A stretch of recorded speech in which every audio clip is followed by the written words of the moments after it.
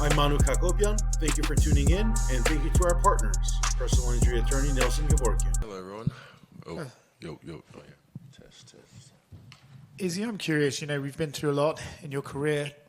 Nasruddin involved, he's on the way up the rankings. Is this the first time in your UFC stint that you felt like the veteran? Yes. I said gatekeeper as a joke early on. Yeah, I feel like the guy, like the old dog, and then there's the young guys coming up trying to, prove themselves. So it's my job to send them back down and let them know, still here.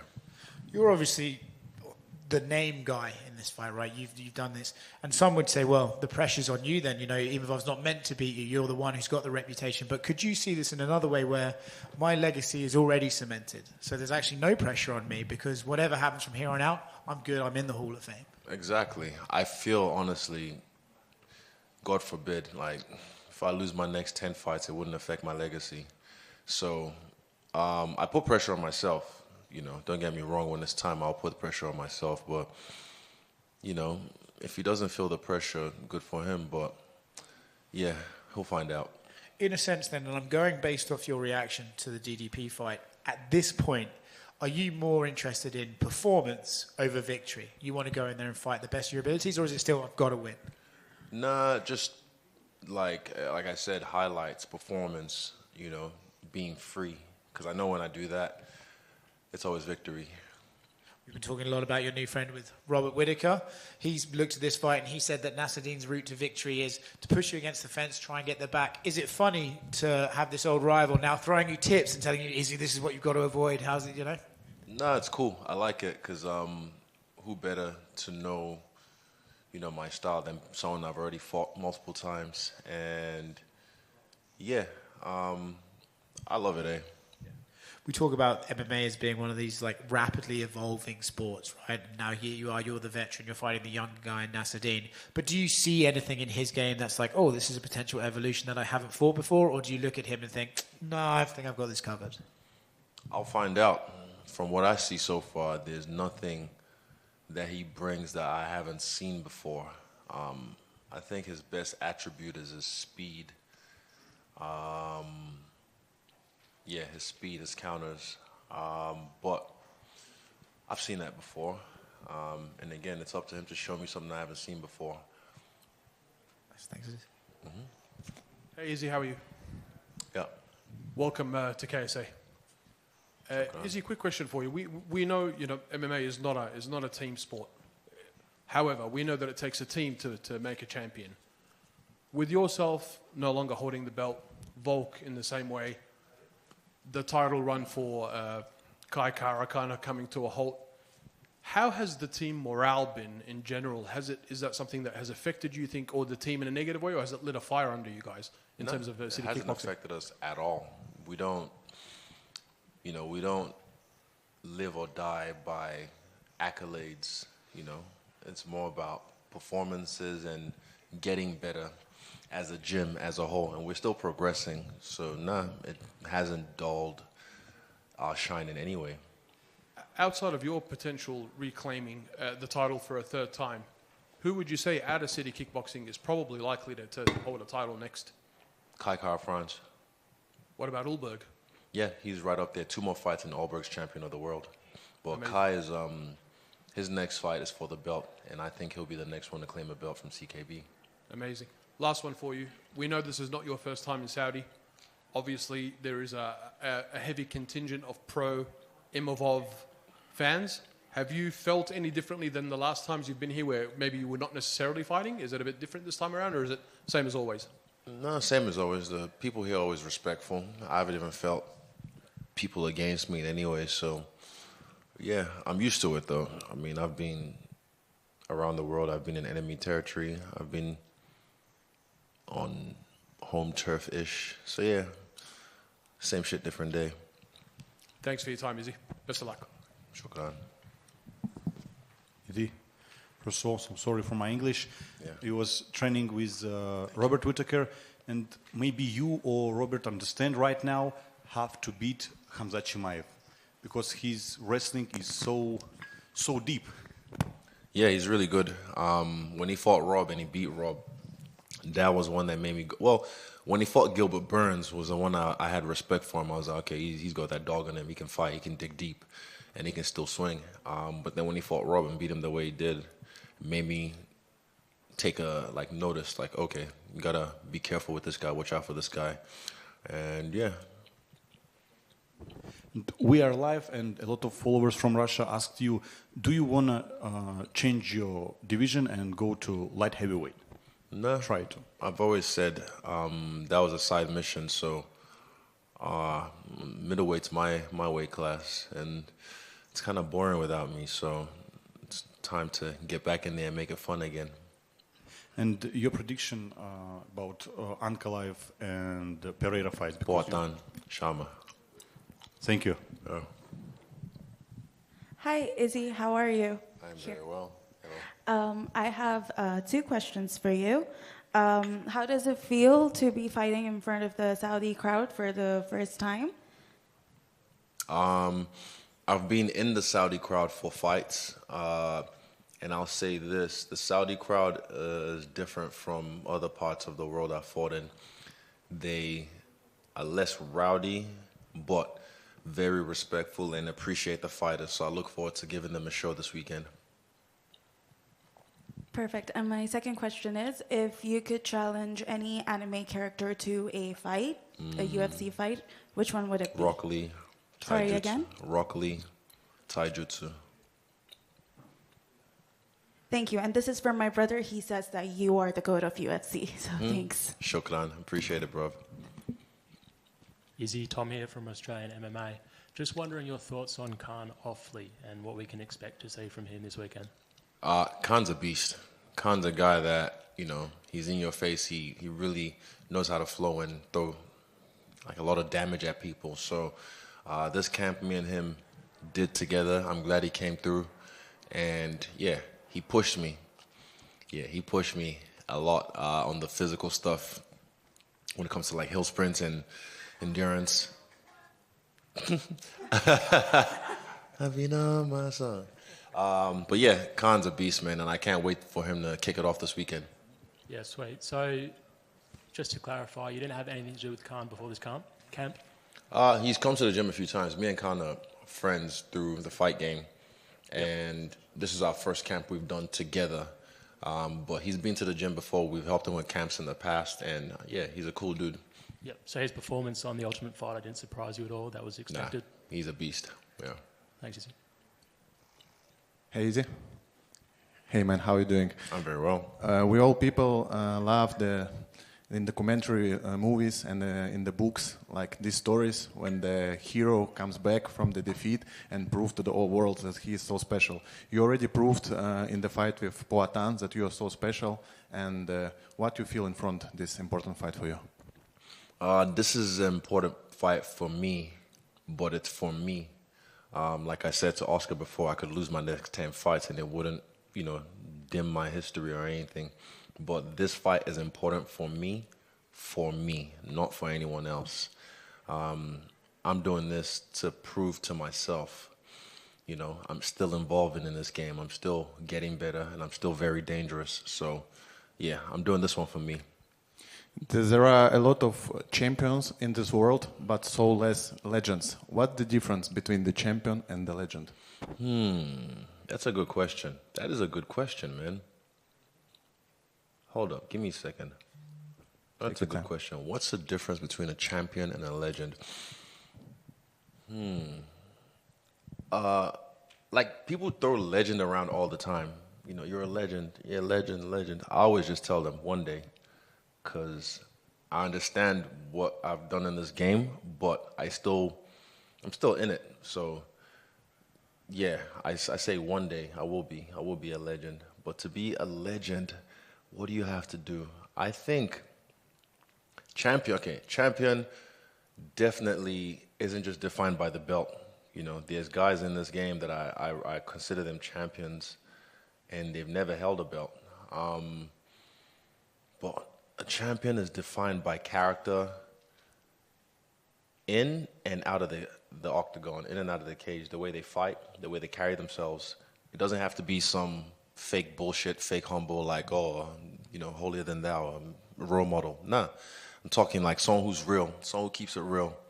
A champion, a legend goes beyond that. I'd say a legend in the game has to do with longevity. I'd say longevity or impact. What kind of impact have you had on the game?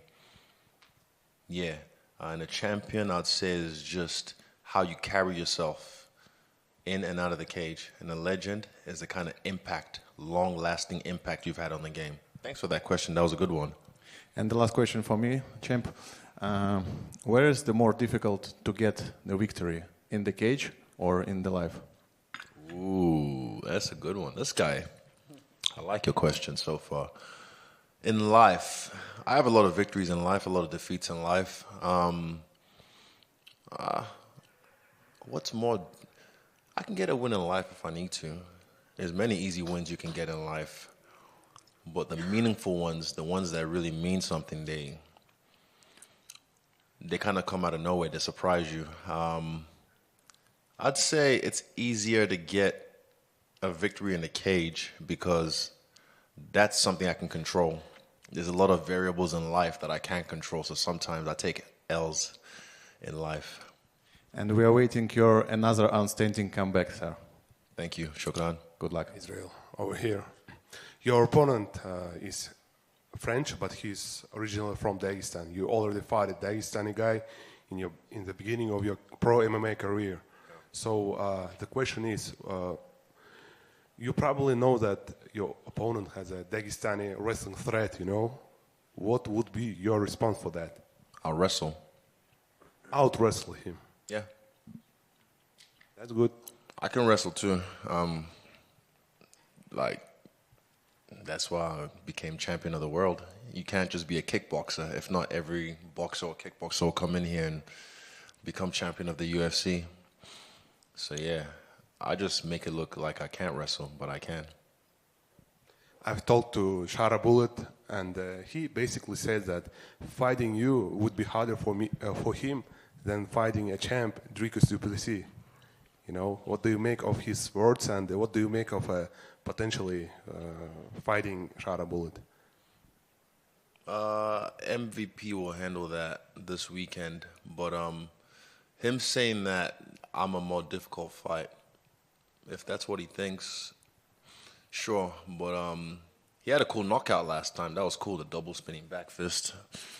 That was cool, but he's still, climbing the ranks. He said I ducked him back in kickboxing. I never heard of him until I saw him in the UFC. I don't duck anybody. But yeah, cool knockout though. But this weekend he's got a tough fight with MVP. So yeah, that's gonna be fireworks. I just wonder what do you make of his fighting style? Because aren't you excited to bang? That's what I said. This weekend he's gonna have a cool fight with MVP because they're two dynamic strikers, and yeah, I look forward to it. Thanks. Izzy, I'm intrigued. You mentioned a moment ago that this win on Saturday would be for yourself. Mm-hmm. Where would you rank this in comparison to your many title victories in the past? Just because there's not a belt on the line, I don't want to diminish this fight like it's not important. This is still an important fight for me. And again, I'm saying I'm doing this for myself. I'm kind of being selfish. Like I fight for myself, I fight for my team, my family, and my real fans. But this one I'm putting myself first. I'm trying to do this one for myself. So it's really important to me. But you might have to ask me after the fight or after the victory, and I'll be able to tell you. But it's an important fight. I'm not looking past Imamov. I've not thought of anything past Imamov or set anything up. I just want to get this done and get the victory. And what are you kind of chasing at the moment? I know you talk about greatness and legacy a lot. Is it becoming a 3-time champion? And if so, would you put yourself in the picture for the greatest? If so, if you get that status? I'm not really chasing anything. I don't really need anything. I'm just doing what I want. I want to keep fighting at a high level because I'm really good at it, and I get paid really well to do it. And again, the belt, always spins the block. It always comes back around. Just doing what you do. Go in there, win, and it happens. But yeah, I don't really need anything. I'll just doing what I love. Out of interest, who's in your MMA Mount Rushmore? Someone asked me that. I think it was Oscar. Did you ask me? No. Someone else asked me that this week. Mount Rushmore, I'll give you, like, again, Demetrius, Anderson, Silva, John Jones. I'd say Conor because of the impact he had in the game. And I want to put GSP up there as well, just because of the champion he was in and out of the octagon. But again, that can switch. I had Chuck Liddell in there yesterday because of the impact he had in the game as a fighter. But yeah, you know, it's all hearsay. Final one from me. Stylebender, the film, in the UK, people still haven't been able to see that. Is there ever going to be a premiere or something of the like? Look, I was looking at my manager.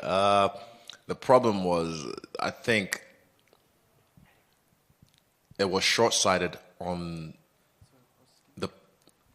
the sales team's part. Sometimes I have to remind New Zealand, because again, New Zealand